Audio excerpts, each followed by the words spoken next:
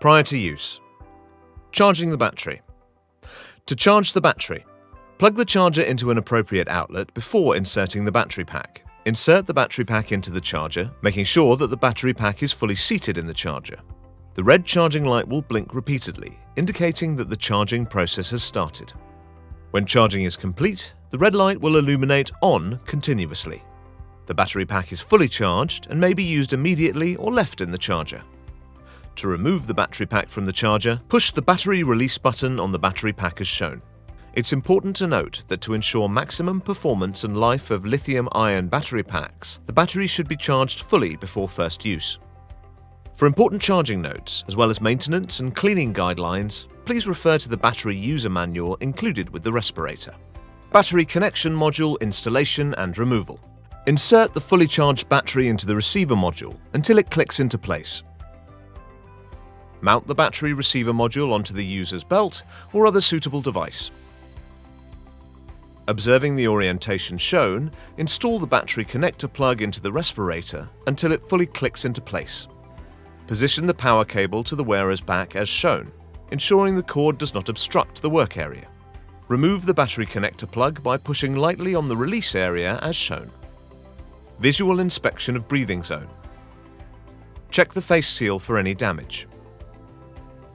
Check that the face seal engages properly into the frame as shown. If the face seal cannot be retained securely in the frame, ensure that a new face seal is fitted. Check that the quick release headband is properly installed. Replace any damaged parts, including scratched or damaged face shield.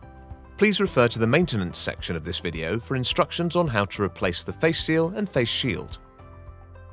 Fitting the filter. When fitting the filter into the filter housing, ensure the filter label is facing upwards as worn. Applying firm pressure, click to engage the filter into the filter housing, with the two filter latches as shown.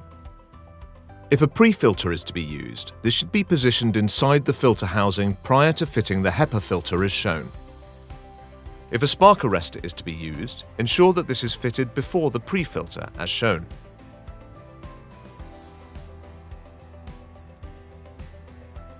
Check that the air inlet is clean and free from any obstructions.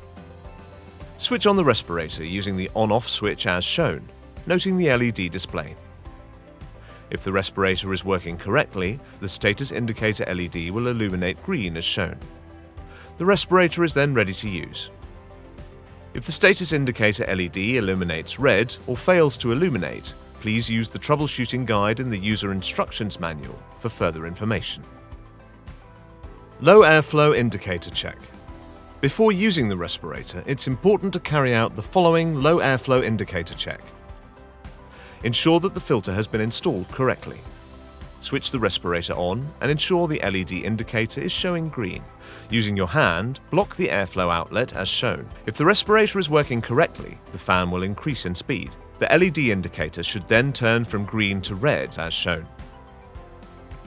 The red LED indicator indicates low airflow. Remove your hand from the air inlet. Switch the respirator off using the on-off switch as shown to cancel the test. Switch the respirator back on again before use. Fitting the visor protector. Remove the protective backing from the adhesive strips on the visor protector. Offer up the visor protector to the center of the face shield. Press the protector onto the face seal, smoothing outwards to the ends of the face shield as shown.